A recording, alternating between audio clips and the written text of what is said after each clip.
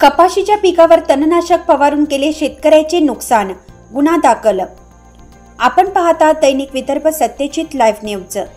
आमचे सदानंद जाधव महागाव यवतमाळ यांनी दिलेल्या माहितीनुसार महागाव तालुक्यातील कासारबळे येथील गजानन लांडगे यांच्या शेतातील कपाशीच्या पिकावर शेजारच्या शेतकऱ्यांनी तणनाशक फवारणी केल्याने त्यांचे नुकसान झाले आहे।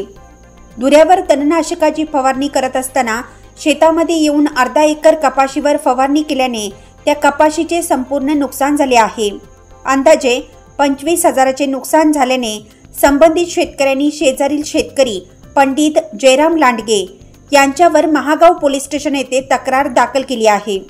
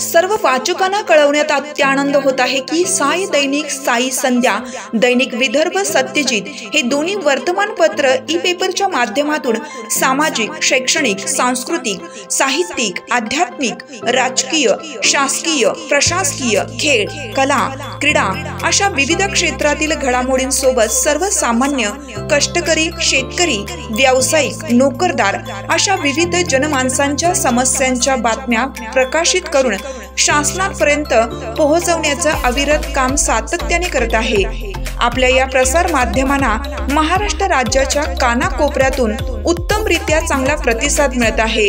कविता, लेख, धार्मिक साहित्य यांच्या माध्यमातून देखील धार्मिक संस्कृतीचं जतन केलं जात आहे।